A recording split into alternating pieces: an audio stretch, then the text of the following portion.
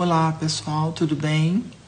Hoje nós vamos conversar algo que certamente não é dito e tampouco ensinado nas diversas igrejas, de um modo geral, que diz respeito a quais são e quem são os legítimos discípulos do Rabi judeu.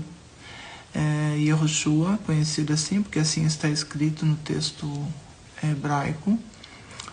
E a Bíblia nos ensina que os apóstolos originais foram Pedro, Tiago, João, André, Filipe, Judas Iscariotes, Mateus, Tomé, Tiago, filho de Alfeu, Bartolomeu, Judas Tadeu e Simão o Zelote.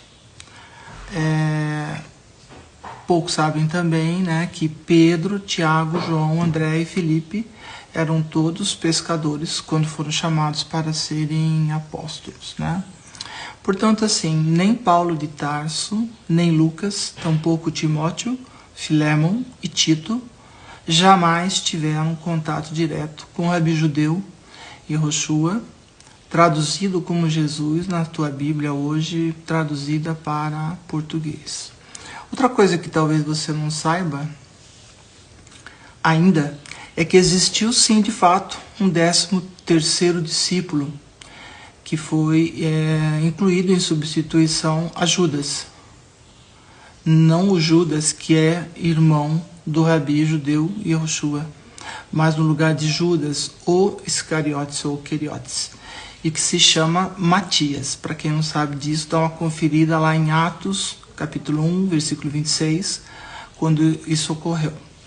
Então, assim, feita essa apresentação inicial, é importante verificar o grau de parentesco de Tiago e de Judas.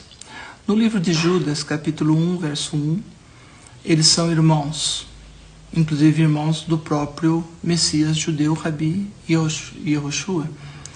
Portanto, dos 27 livros publicados no conhecido como Novo Testamento, 16 são ensinos de Paulo de Tarso, que nunca conviveu pessoalmente com o Messias judeu, e apenas 11 livros desses 27 que compõem o cânon do Novo Testamento, chamado Novo Testamento, apenas 11 livros foram escritos por discípulos legítimos, seguidores, convocados, chamados e escolhidos diretamente pelo próprio Messias, incluindo os seus irmãos consanguíneos, e que se consideram primeiramente servos e depois irmãos. Basta ler o que eles escreveram na tua própria Bíblia traduzida, inclusive.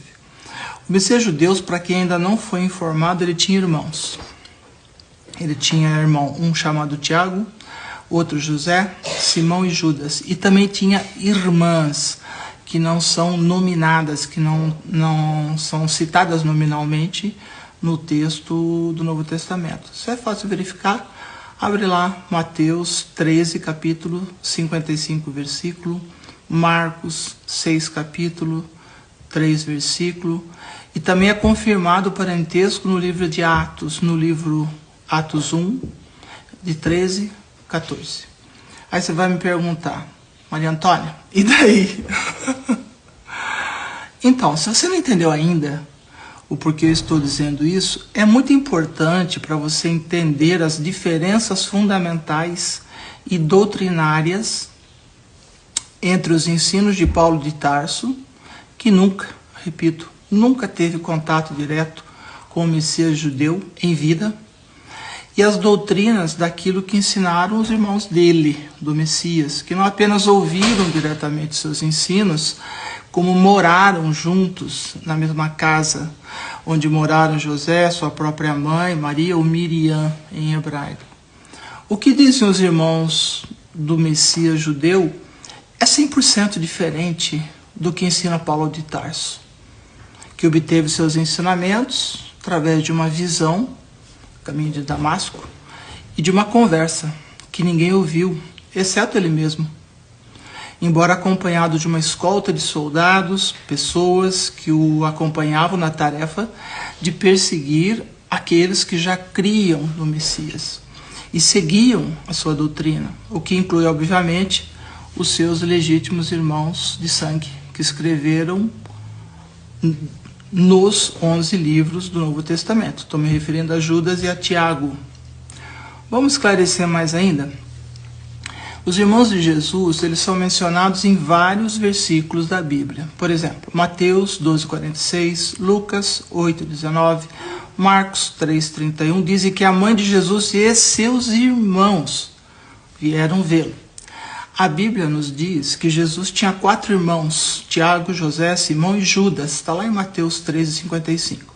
A Bíblia também nos diz que Jesus tinha irmãs, mas não sabemos seus nomes ou a quantidade de irmãs que tinham. Está lá em Mateus 13:56. Em João 7, de 1 a 10, seus irmãos vão para o festival, mas o Messias judeu, Yahushua, não vai com eles, traduzido como Jesus. Em Atos 1:14, descreve que os seus irmãos e mãe estavam orando com os discípulos. Depois, em Gálatas 1:19, menciona que Tiago era irmão do Messias judeu, Yahushua, traduzido como Jesus. A conclusão mais natural dessas passagens é interpretar e entender com clareza que Jesus tinha, ou Jesus na tradução, que o nome dele é Yahushua, tinha irmãos e irmãs sanguíneos, consanguíneos. Agora observe atentamente que nem Judas e tampouco Tiago falam a mesma doutrina de Paulo de Tarso. Por essa razão, Paulo ele é considerado o pai do cristianismo, que se tornou a religião que você segue hoje. Eu falo muito sobre isso no meu livro, expondo as divergências doutrinárias de Paulo em oposição àquilo que o Messias judeu, Rabi Yahushua, ensinou no conhecido Sermão da Montanha, literalmente, discurso na encosta da colina. Eu espero sinceramente que o Espírito da Verdade, que habita em todos, em nós, te conceda o entendimento, o discernimento e a sabedoria do convencimento que somente a Ele é dado e a mais ninguém. Portanto, qualquer pessoa que tentar te convencer diferente daquilo ou desta função exclusiva e única do Espírito da Verdade, deve ser declarado imediatamente um falso profeta e falsa testemunha da palavra do Eterno.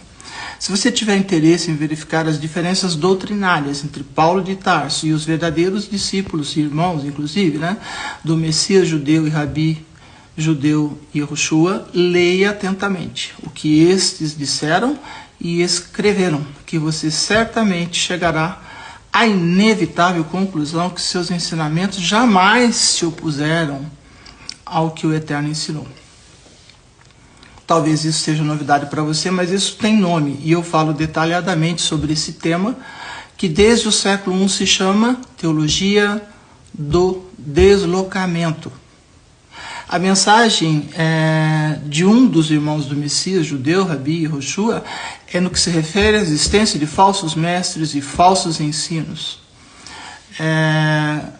Após a morte do Rabi judeu Yahushua, Tiago, que é reconhecido como o irmão do Senhor, ele era o líder dos Netzarim em Jerusalém. E foram denominados Netzarim por serem os responsáveis por guardar os fiéis ensinos recebidos diretamente de seu irmão Rabi judeu Yahushua, aos quais dedico um reconhecido valor por ter, inclusive, tido acesso a esses ensinos, e coloquei também num capítulo especial no meu livro. A respeito dos parentes do Messias judeu, Rabi Yahushua, traduzido como Jesus, parecem ter tido posições de autoridade nas redondezas da cidade. Por isso mesmo que Oséias afirmou: conhecereis a verdade, e a verdade vos libertará. E na segunda parte desse versículo diz que a responsabilidade por não dizer a verdade é dos líderes religiosos, que não têm conhecimento da verdade original hebraica. Hoje fazemos essa contextualização, mas apenas das traduções humanas, imperfeitas, cheias de discursos de ódio, de antissemitismo, de misoginia bíblica e discursos de ódio religioso que têm sido aceitos sem nenhuma leitura e reflexão.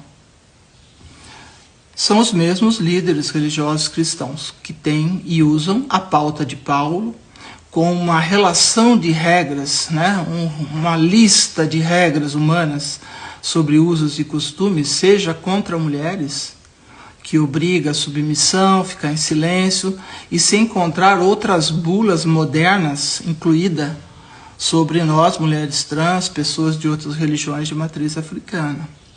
Então são exatamente aqueles que apenas ouvem, leem e põem em prática os escritos de Paulo, ignorando o que ensinou o Messias judeu, Rabi, Yehoshua e os seus legítimos discípulos e irmãos.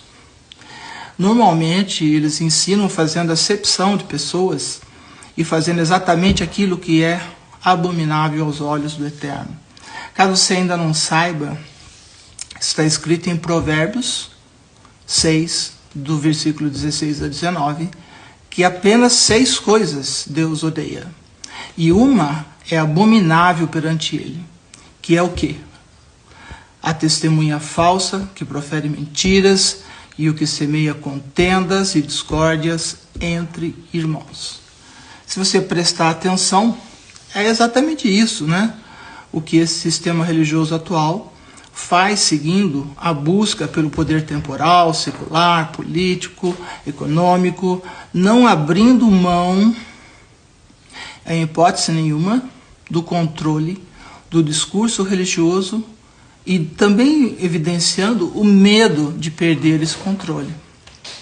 Isso tem contribuído para a violência doméstica contra mulheres e chegando até as mortes e assassinatos de pessoas de outras crenças religiosas através dos diversos discursos de ódio.